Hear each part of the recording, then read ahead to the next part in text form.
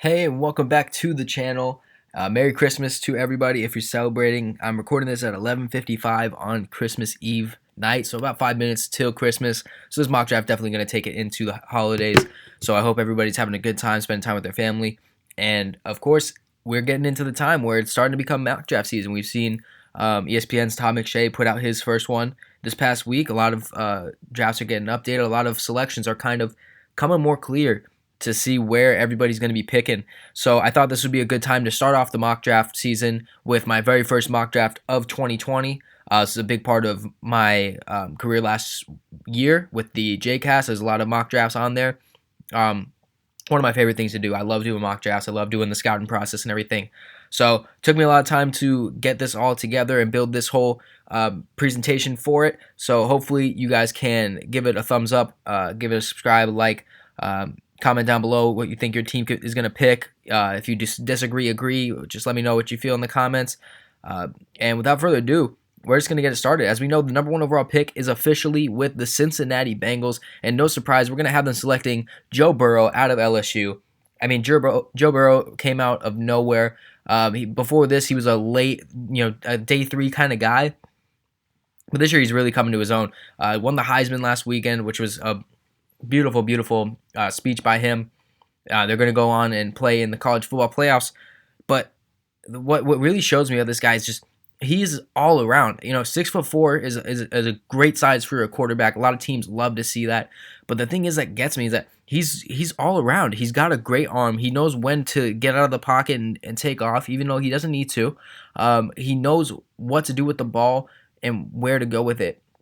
And I think that's so interesting because the LSU has an amazing team, but they've Odell and Jarvis has been a receiving combo. They've had Leonard Fournette. LSU has been such a dominant school offensively that when you look at the offense comparatively now to what it has been in the past, Burrow's not working with an Odell and a Jarvis as far as we know at the moment. It doesn't seem that way. Jefferson's a great receiver, but I think that the best part about Burrow is that he had this Heisman season, this incredible season, and they haven't had the greatest LSU offense that they've ever had in their time as a program, just from the eye test. So I think Burrow is going to be a great quarterback at the next level. If Tua was healthy, I think it could be a question on who's going to be first overall to the Bengals. If they decide that maybe they'll take a flyer on a Bridgewater or somebody in free agency, maybe they'll go with Chase Young here. But I think that first overall at the moment is going to be Joe Burrow, as we see Andy Dalton making his way out of Cincinnati. So welcome to the Cincinnati Bengals, Joe Burrow. Now move on to pick 2. Pick 2 is going to be Chase Young, who in any other draft would be the number 1 pick. I think he's the most talented player in this draft without even a question, and I think that he might be the most talented player to come out of a draft in over a decade. And that is saying a lot, and it's a lot to back up. But I mean, just by looking at the picture I provided and just looking at how effective he is in the pass and the run game, I mean, this is what you want in today's day and age in the NFL. When you look at today's day and age in the NFL, what's the most important thing? You need a quarterback. Okay, quarterback. Got it. Redskins, they believe they have their quarterback in Haskins. He had a good game against the Giants this past weekend until he was pulled out with that injury. But you look at it, okay, quarterback, good. What's the next thing you need? Pass rusher. That is the number 2 thing you need. Third thing is that offensive line. Everything else is very helpful, but the main thing you need is an edge rusher, and that's what Chase Young can provide you. He's very quick off the edge. He can play. He can get into the interior if you need him to, but that's not where he's going to shine. He's that Khalil Mack, Myles Garrett, J.J. Watt, Von Miller, those roles. And he's that good of a player. 6'5", 265 is a huge build from the Ohio State. And I think that Chase Young is going to be a can't-miss prospect to whoever is lucky enough to get them. And with their loss this past weekend in overtime to the New York Giants, the Redskins are going to win out on that lottery, and most likely. And that's going to be Chase Young for the Redskins for many, many years to come on that good defensive line with Jonathan Allen there as well. Now move over to pick 3, and that is going to be the Detroit Lions selecting Jeff Okudah out of the Ohio State University, back-to-back Ohio State. And the thing that strikes me about Okudah is he can do it all, man. And this is one of those drafts where it's like you look at the corners and you don't know, okay, who's going to go where. Who's going to be the right pick? Who's going to be there's guys who are projected to be first rounders and there's guys projected to be third rounders. And in reality, you don't know which one out of those guys is going to be the better one. It's kind of just like who's going to impress you more in the combine? Who's going to impress you more with the workouts? And right now, the only one that is a can't miss corner is Jeff Okudah. He's this year's quote unquote Jalen Ramsey, if you will. And I mean, it's for good reason. He's had an amazing year at Ohio State. Ohio State's had a good year with their corners. And, Okudah's just one of those guys you can't miss. When you look at the lines, Slay is not what he used to be. That secondary has been dwindling because it was so good back in the day, but, and not back in the day because they were obviously, they were winless at one point, but it was such a good tandem that they used to have, to where now those guys are kind of aging. They're not really progressing in any way. The guys that they've picked haven't really done much. With that incredible D line that they've had, in reality, they could use another linebacker, but that good front seven that they have, you need some people in the secondary to bail you out if something bad happens. And I think adding a Jeff Okudah will help that defense for a long, long time. And if Matt Stafford ends up having to retire or something, it's going to be unfortunate. But I think that with getting Jeff Okudah would help that defense so much, to where that's going to be a very, very big step to pushing the Lions to a better record than they had this year, because they looked very, very good to start off. Now we move over to pick 4, which is my New York Giants, and that's them selecting Andrew Thomas, the tackle out of Georgia. The guy I think of when I see this man is Tyron Smith, because you just look at the picture I provided here. Just big, man. He's 6'5", 320, which is what you would want in such a tackle, because these edge rushers nowadays, not only are they quick, but they are strong. We've seen Khalil Mack beat people off the edge and lift them with just his left arm. So if you want to be a tackle in this day and age, you have to be strong. And getting a guy like Andrew Thomas to go up against the guys that are in the division, you look at that DeMarcus Lawrence, now Chase Young, you have Fletcher Cox, Brandon Graham. It's a very, very good defensive line division. Every team has a good defensive line. You have to be able to match that. The Eagles have a good offensive line. They're able to match that. The Cowboys have a good offensive line. They're able to match that. The Redskins did have an offensive line, which was helping them match that, but they didn't have an offense around it. The Giants needed to protect their star running back, who did not have that good of a season after his injury. They need to protect their up-and-coming quarterback, who is having a great rookie season. Despite the turnovers, they need to protect the offense to be able to get some yardage, because, man, they cannot convert third downs. The amount of 3 and outs going from the Giants, from a personal, just eye-watching standpoint, it's ridiculous. So to see that they get some O-line help to go along with Hernandez and Zeitler, I think that's a huge, huge step in the right direction for the Giants to hopefully push them over that hump and get them going into next year. So Andrew Thomas out of Georgia is going to be the pick for the Giants. And apologies if I do sound any stuffy or anything like that. I am a little bit stuffed up. It's the allergy season, so we know how that goes. But as you can see, for 5th overall, Miami Dolphins are taking Tua Tagovailoa. And if I would have created this yesterday, I would not have been saying this.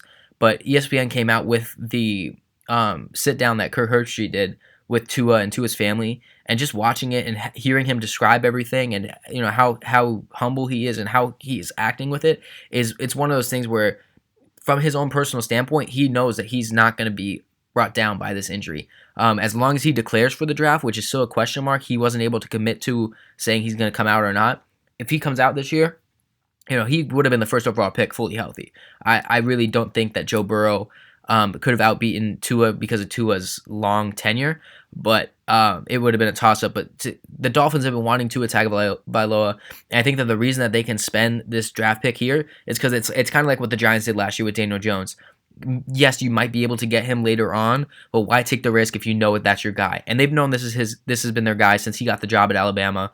And with them getting 2 more first-round picks this draft, I think that it wouldn't be all for naught if you got Tua Tagovailoa and maybe he wasn't what he thought he was. You've seen people miss on bigger first picks, and that's the only pick that they had that round, or even day 1 or 2. So you look at Tua Tagovailoa. If you don't hit him, maybe you draft a Jalen Hurts in round 2 or 3 just to be safe, or something. You have options. But take Tua, build the culture around him, because the fans will come back out and supporting Tua Tagovailoa.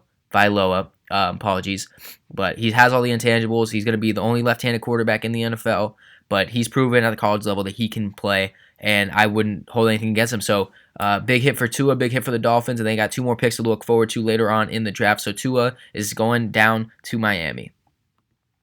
Number 6, in the draft is going to be Jerry Jeudy, one of the best route runners to ever come out of college football. That's what every scout, every expert, every analyst is saying about Jerry Jeudy. He is on the thinner side, kind of like a Robbie Anderson build. How he is a smaller build, but he doesn't play like it. He plays like a big receiver. He's physical. He breaks people on routes. He's got a good just all around game. He's got the quickness. He's got the lateral speed. We've seen him do everything for years and years, and Jerry Jeudy has been one of the most fun players to watch in college football. That clip went kind of viral of him and the other Alabama receivers playing rock, paper, scissors to see who's going to get the deep ball, which is just amazing to see how fun they're having out there. But back-to-back Alabama players as well. The Jags, they had a great resurgence on offense with DJ Chark. And I think that they're going to run with Gardner Minshew at least for another year, see how it goes. And if it doesn't go well, they can look at a Trevor Lawrence, Justin Fields next year. But you look at Jerry Jeudy, he's got everything you want. He's what Allen Robinson was supposed to be for that franchise before, obviously, the injury happened and they let him go. But having a tandem like Jerry Jeudy and DJ Chark for years and years to come is going to be huge, because we hope that D.D. Westbrook was going to be that guy. We hope Marquise Lee would have still had the power he had when it was Robinson and Hearns. None of them have panned out. Chark has had a great year. You can't let Chark be put on an island, because they're going to hone in on that next year after the great year sophomore season he's had. So I think get Jerry Jeudy, have a great receiving tandem there. Leonard Fournette's shown that he can be a good running back, so you'll have a good resurgent offense to give Minshew all the tools he needs to succeed, and if not, you can help whoever is the next successor to that quarterback role, the Foles Minshew role, to succeed. So get yourself a Jerry Jeudy. Jags fans will be very, very happy with that pick. You move over to the 7th pick. Seems like every year we're putting offensive linemen to the Chargers, but until it works, you're going to have to keep trying. Tristan Wirts, the offensive tackle out of Iowa, another big build. Not as consistent as Andrew Thomas, but very, very good. Some people have him going late first round. Some people have him going very high first round, like I have him. I have him there. I think he's the second best tackle in the draft. I think it's, the size and quickness that he has is something you just can't teach everybody. And I think he can translate that to the next level. That offensive line has been horrid. I can see that people maybe will see a Justin Herbert going here. I don't know how Herbert's going to show. I mean, we'll see in the Rose Bowl, but you look at it, he didn't have that good of a season as he did last year. Last year he was a consensus maybe first overall pick, if not top 5, top 10. But this year, he's kind of fallen on boards. Quarterbacks are a crazy, crazy thing nowadays. You look at the Lamar Jacksons of the world, you wonder if maybe a guy like Hurts will climb the board. It's kind of hard to see what is going to be wanted, but I think that with Tristan Wirfs being on the board, and I think the Chargers look at that offensive line, they know that something's got to happen. You take Wirfs, you give Tyrod a year behind center. I think he can prove to at least get some wins for you. If not, maybe a resurgence to Tyrod's career. And if the Tyrod experience doesn't go well, as we said about the Jaguars and Gardner Minshew, you look at Trevor Lawrence, you look at Justin Fields, you look at that quarterback class next year, because it's going to be good as well. So Tristan Wirfs to the Chargers at pick number 7. Pick number 8 is going to be Derrick Brown. I mean, the Panthers have such a good front 7, and yet it still can be improved, which is why I'm having them get Derrick Brown. Interior D-line isn't what it once was in the NFL. It used to be a big thing. But Derrick Brown's that guy where he's not gonna go out there and get you the sacks all the time. He's not gonna be there. He's gonna create pressure. And you wanted Gerald McCoy to give that for you this year. It just didn't really happen. I think they're gonna have to pay Shaq Thompson this year. They have Kuechly, and they just drafted Burns, who's had a pretty decent rookie year this year. So I think that Derrick Brown will be a great addition to that line. It'll create a very, very young, phenomenal D-line to help with that kind of aging linebacker group. Obviously not old, but not young either. But I think that the interior presence that he'll get will allow people on the outside like Burns and Thompson to get pressure. And they've had that young secondary, which has been proving well in Dante Jackson. I think this defense will be something to be reckoned with. Again, a guy like Herbert could be mocked here. But until we see what they want to do with the quarterback situation, maybe Cam comes back, it's hard to say what they're going to be doing. So I'm just going to play it safe. I'm going to give him Derrick Brown here out of Auburn, who at the beginning of the year was a top 5 pick, kind of sliding on drafts, but he's still got the talent, and I have Derrick Brown going to the Panthers. Now we go over to pick number 9. And living in Arizona, Cardinals fans might not be the happiest with this pick because it's not a sexy pick. It's really not. But you look at it, the Cardinals need offensive line help, and that's what they've been lacking for years and years. Kyler Murray's getting hit so often. he's able to avoid the hits, but it's more than that. He got injured in his last game. Brett Hundley had to come in, and obviously that wasn't really an offensive line situation, but they need help on the offensive line. Humphreys is not what you drafted him to be. If you want to keep him, cool. Pugh is not what you paid him to be. You look at Iupati came in, he came right back out. Shipley is in and out of the lineup with injuries at center. The offensive line is so inconsistent. You can see them getting a CeeDee Lamb here, or maybe going to the defense, taking a Isaiah Simmons or Grant Delpit, or something to help there. But you need to focus on the offensive line until it is at least decent. And when you have a franchise quarterback, and you see how quarterbacks make that freshman to sophomore year jump, like Mahomes, like Watson, like Lamar Jackson, you have these young guys doing so much better in their second year. I think that you want Kyler Murray to succeed like that. Cliff Kingsbury was a good hire, so let's get some guys to fight in the trenches and help not only Kyler Murray, but Kenyon Drake if he's still there, because the running game was non-existent with David Johnson this year, and you look at it, Jedrick Wills would be a good pick for them. Hopefully he turns out to be as good as his potential can be. Pick number 10 is CeeDee Lamb. They did not re-sign Robbie Anderson. They did sign Quincy Enunwa to that big contract, but he is on the IR, so we don't know what's going to come out of that. Jamison Crowder's been a good slot piece, but that's what he is a slot piece. When you're not going to pay Robbie Anderson, you need to fill him, and a CeeDee Lamb is a huge, huge prospect to take. I mean, like I said, it's one of those things where it could be him, it could be Jerry Jeudy being the first receiver taken. And this is a deep receiver class where the talent is so good that having the one or two guys in this class is going to be insane, because these are top talents. So a CeeDee Lamb, 6'2", 189. Again, not the largest build, but he makes up for it because he's strong. He breaks tackles. I mean, I don't remember the exact team, but he had that one touchdown where he broke almost everybody on the defense for the score, went around the whole field, and that's what he is. He's not just he cannot just make the play on the ball. He can make plays after the catch, and that's what you really need in receivers nowadays, is not only to catch the ball, but to make plays after the catch. That's why the Odell Beckhams of the world are so successful in today's NFL, is because they can not only get the catch, but they can make plays after the catch, and that's what you need, and the Jets are going to love CeeDee Lamb and give Darnold that new weapon. Then you move over to the Broncos, another team that you could be looking for a quarterback, but I think Drew Lock has had a pretty decent start to this year. So maybe they bring Flacco back on a one-year flyer in case Lock isn't working. They could go for a older veteran guy. Maybe they pull another Peyton Manning, go for Drew Brees in the offseason, or a Brady or a Manning or whatever it is. I think they're going to take one more year and see what they can get, because I think that they like Drew Lock. I think Drew Lock was their guy last year, but they were lucky enough to not even have to waste the first rounder on him. So Javon Kinlaw, interior defensive lineman out of South Carolina, he is huge and he is disruptive. I mean, I've seen him mocked all the way into the top 10. He falls just a little bit outside for me, but the Broncos, they're going to be getting Bradley Chubb back. They still have Von Miller on the team, and as far as we know, he's not going to be moved. They don't want to move him. So with that, you could see them getting a Simmons here as well, which I think would be a good pick for them. But I think they spent so much draft capital on the linebacker position, and I forget the name, but there's a rookie this year who's had, or not a rookie, but a guy who's had a very resurgent year, and he's been one of their best linebackers this year. But they spent the pick on Josie Jewell last year. Todd Davis has been a good linebacker for them. I don't think that they're going to spend on the linebacker again and just keep pushing it. So I think that, with CeeDee Lamb and Jerry Jeudy both being gone, I think it might be a little too high to reach for another receiver, but I see Javon Kinlaw being very, very disruptive on that D-line to get back to what won the Broncos the Super Bowl that year, and that was their incredible defense. Grant Delpit's going to the Browns, and this is a match made in heaven.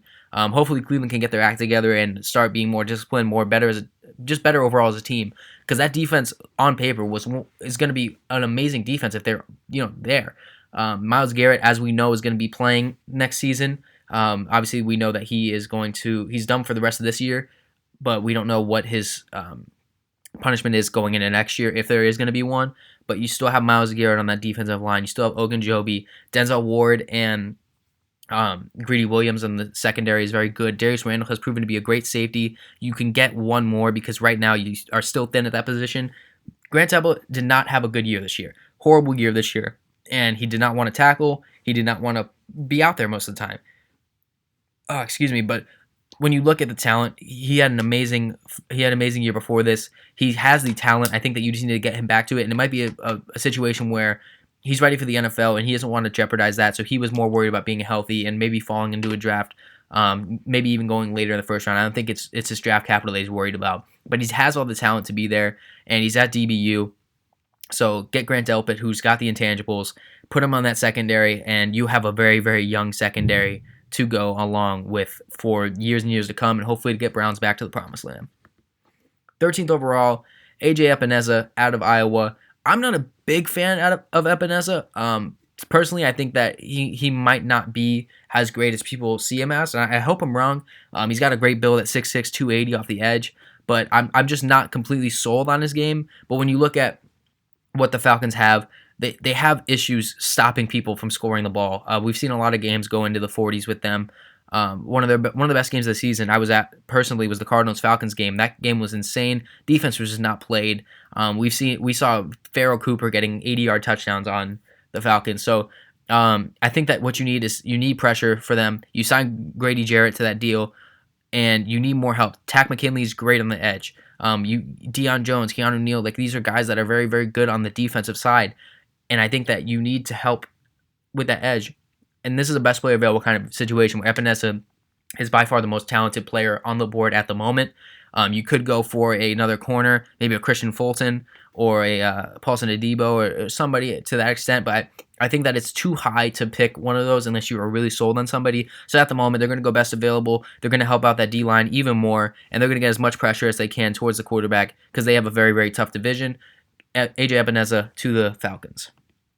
14th, the Las Vegas Raiders are starting out in their new Death Star Stadium, as we saw in the Twitter video today, with Isaiah Simmons, and they are Gruden and Mayock are cheering. They're sending in the card before the Falcons even pick. They are so happy that Simmons is on the board for them at this point because he is what this Raiders team needs. It needs a linebacker that teams are scared of throwing in the middle to, and that's what Simmons is, because Simmons is built like a safety, plays like a linebacker, and that's what you want in today's day and age. We've seen so many safeties convert to linebacker and play in the NFL because of how they're needed. I think that Simmons is a perfect representation of that, where he should be probably playing safety, but he is just so good at the linebacker position that you can have him there.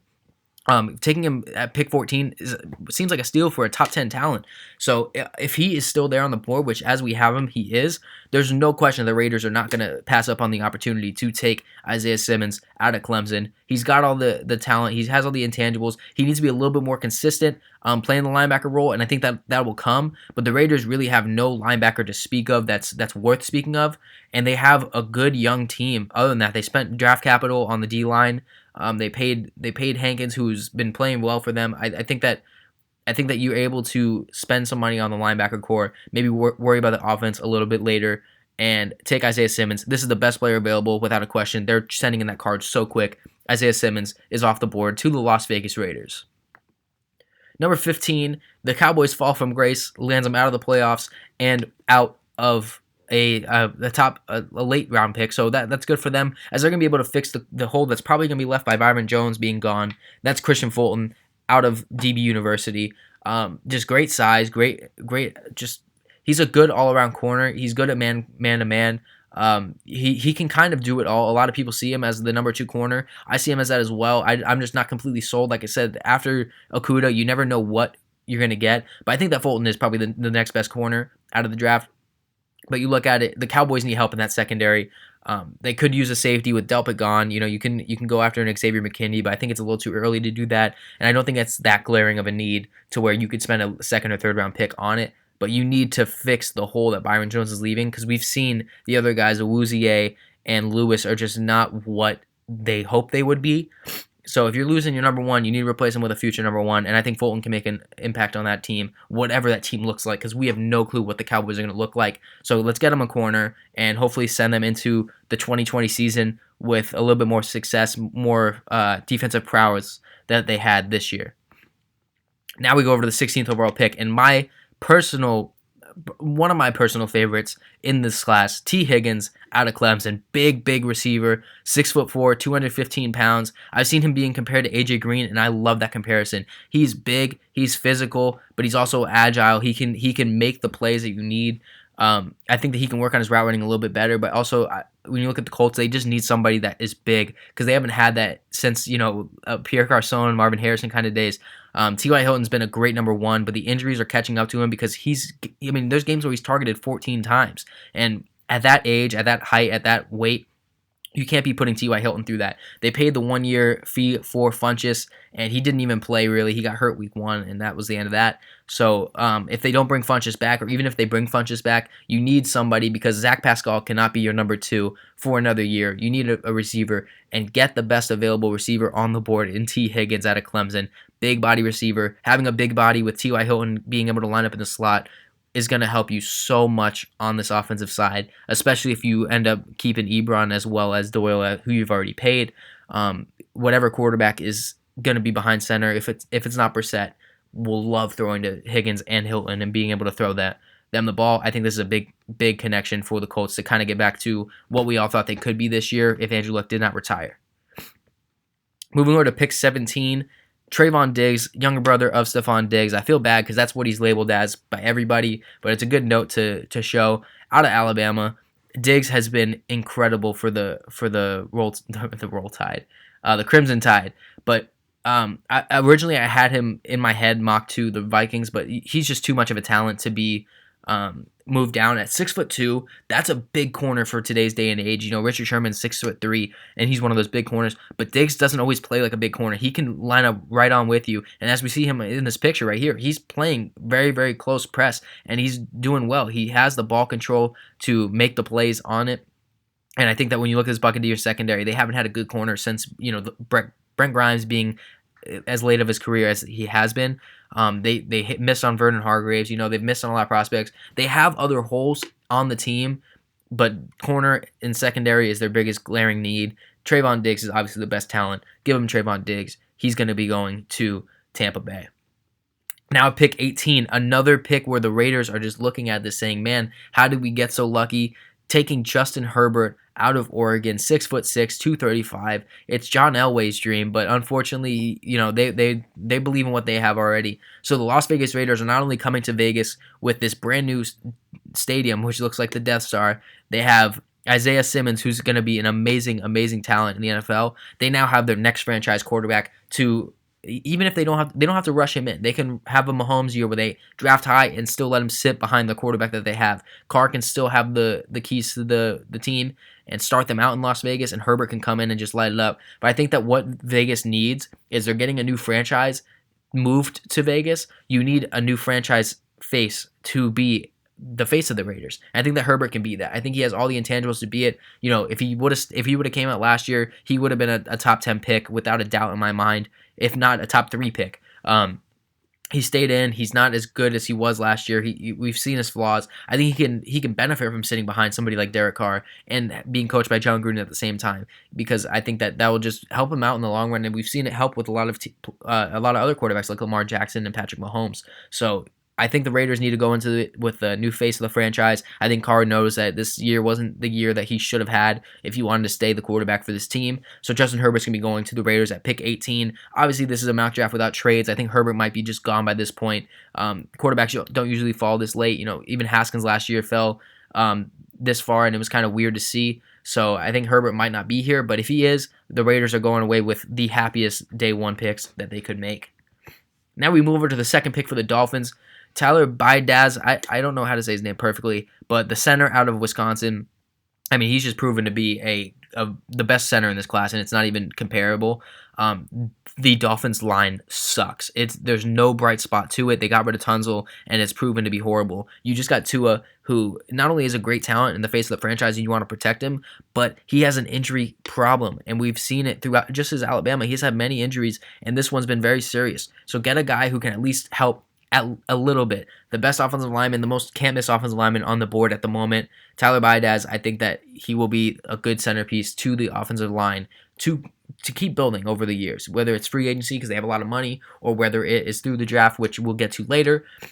I think that you need to help it out, and this is the best player on the offensive line available at the moment. Take Tyler Biadasz. Pick 20, the Jags get another pick, and they're going to help on the edge for Kayvon Chaisson.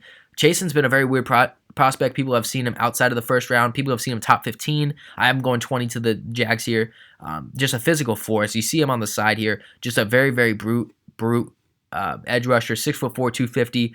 He's got all the intangibles. He can get around the edge. He's inconsistent to a T, but I think that will help being in the Jags, where they've always prided themselves on that front seven. We don't know what's happening with Telvin Smith.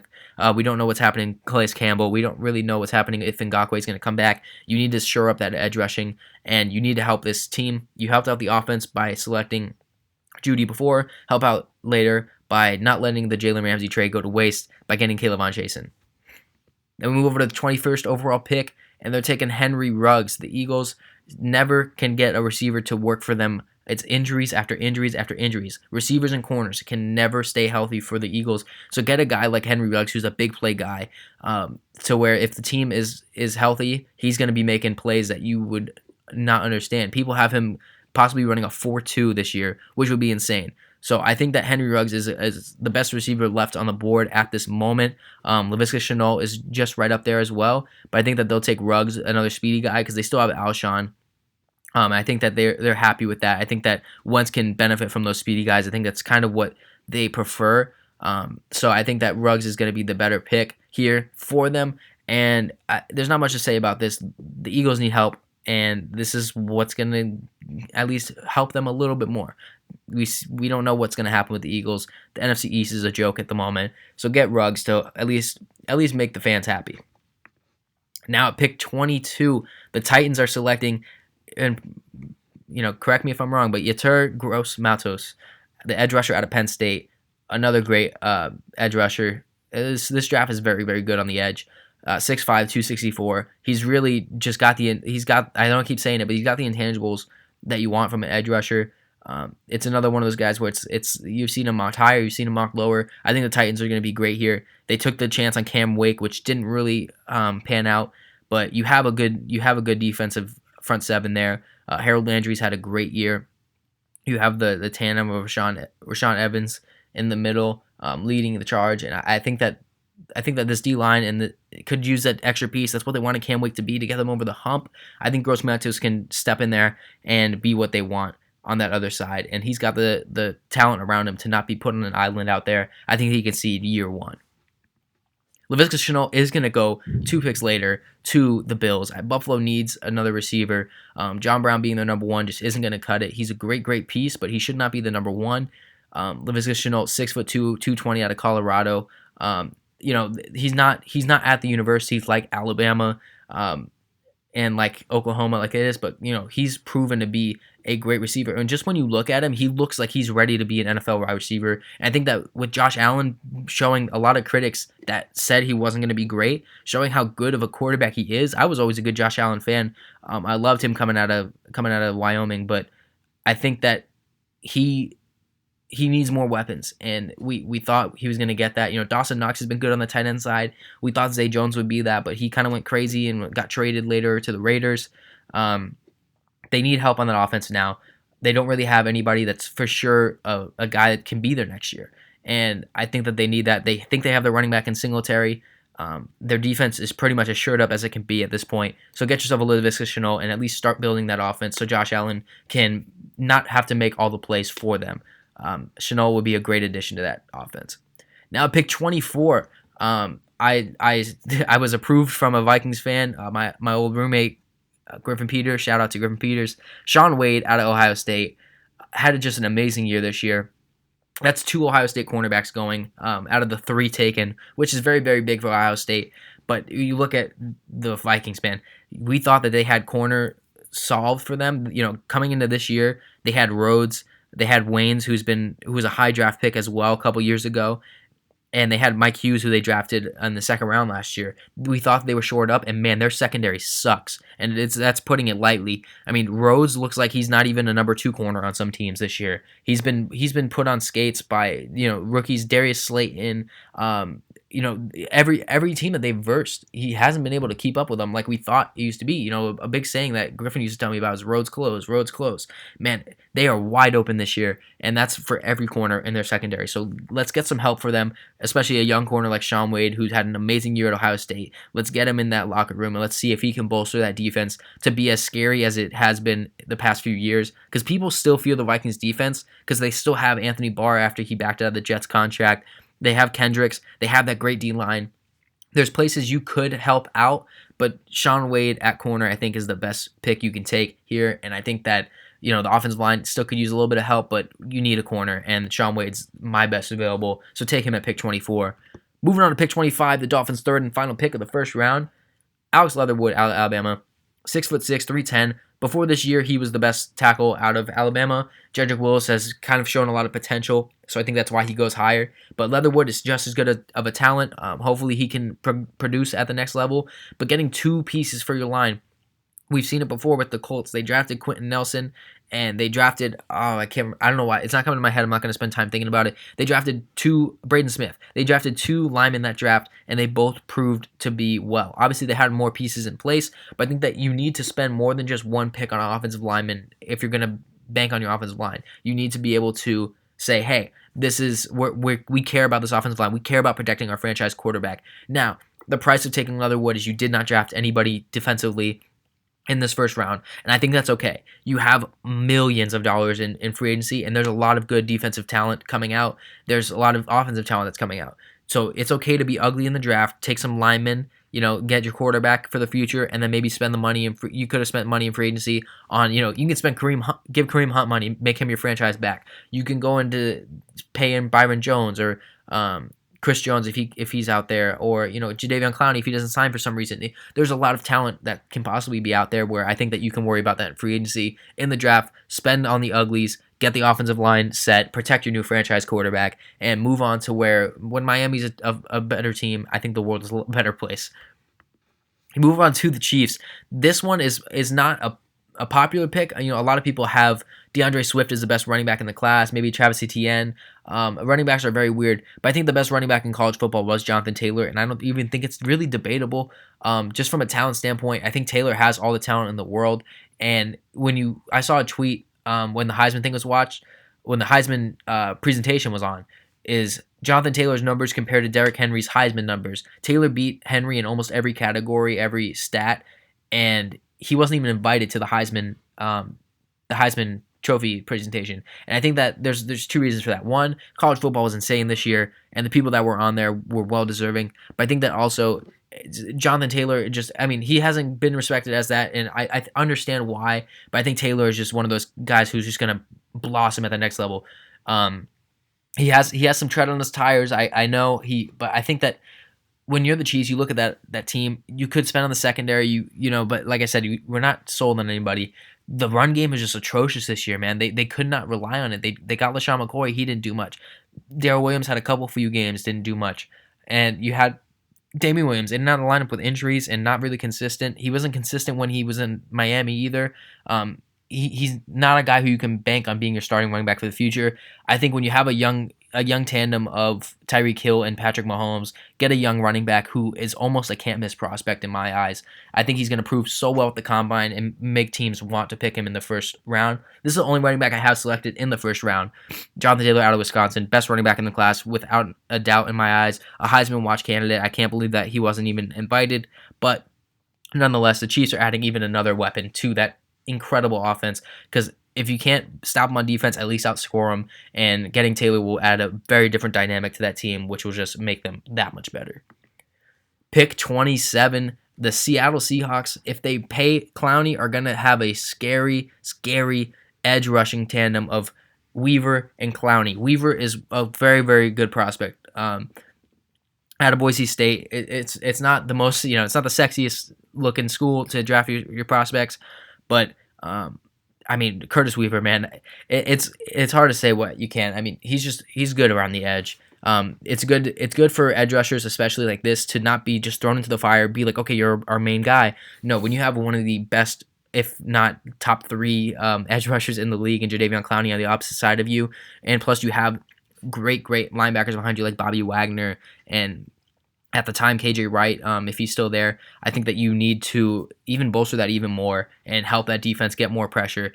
Because even with Jadeveon Clowney, they weren't doing so well in the edge rushing game. They weren't getting the sacks, really. Clowney kind of accumulates all the statistics on the defensive line for that team. So I think that you're able to get another edge rusher out here, so where Clowney is not going to have to be overworked and injured. He gets injured a lot. I think you need somebody to help out here, and I think Curtis Weaver can be that for them.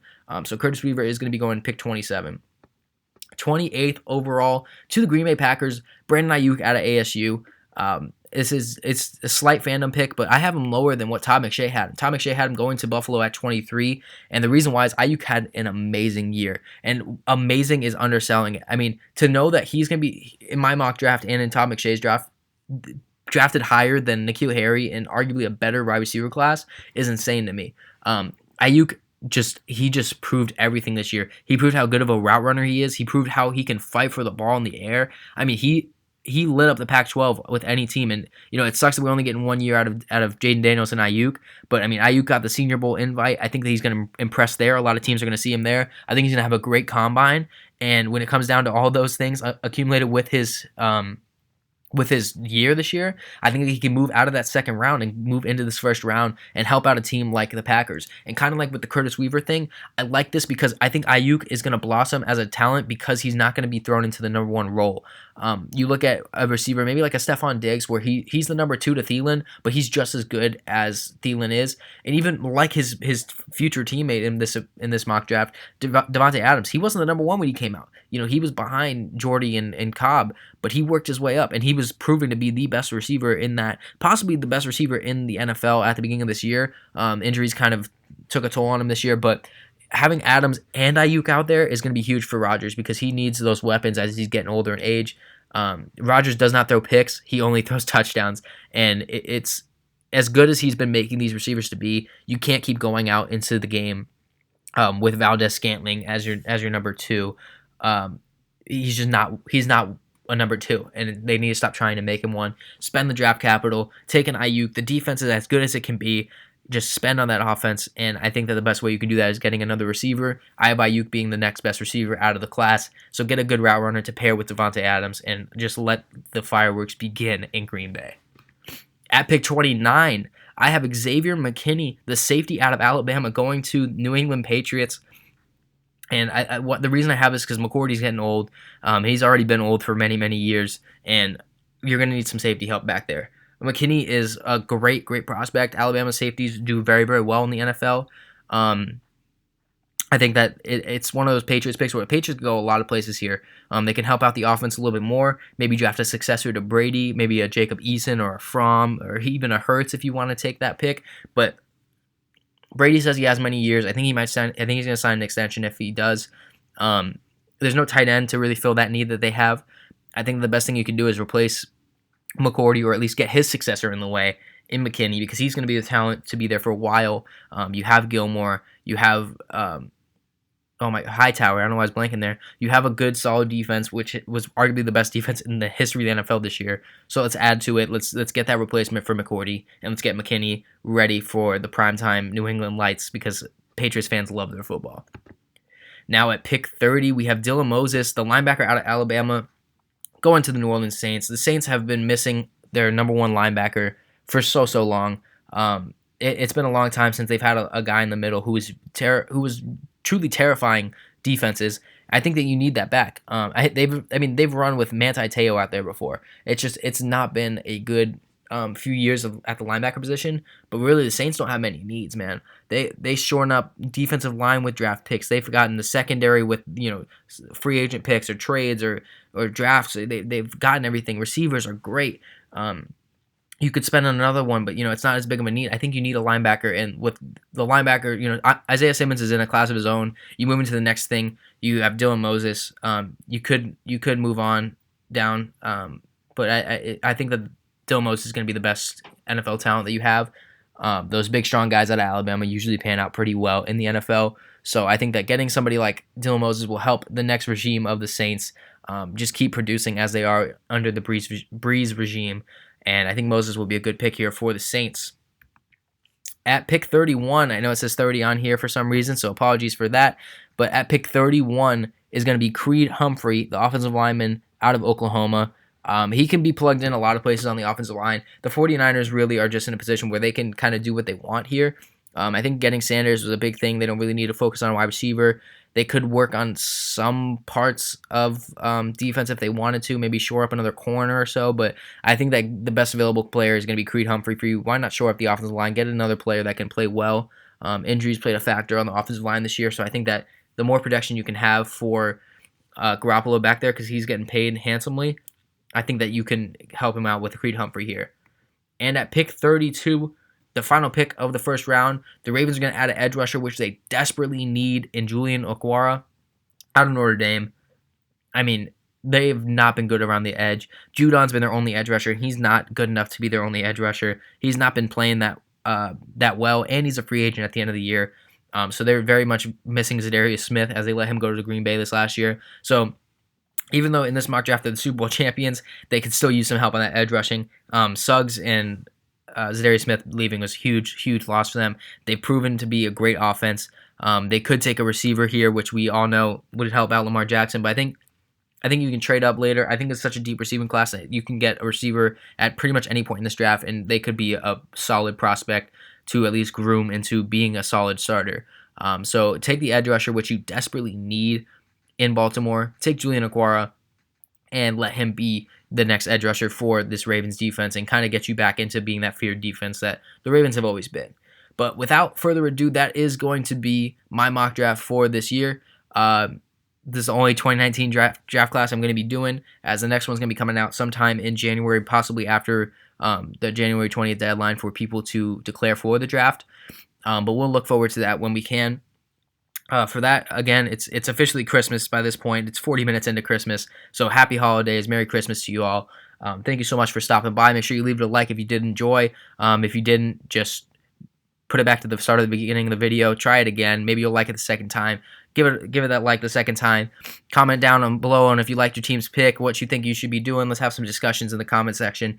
And, of course, be on the lookout for the next podcast I'm coming out with, because I have been keeping that a little bit of a secret. We'll see what that's going to be in the middle of January. So, without further ado, thank you so much for watching. Merry Christmas to you guys, and I'll see you next time in the next video.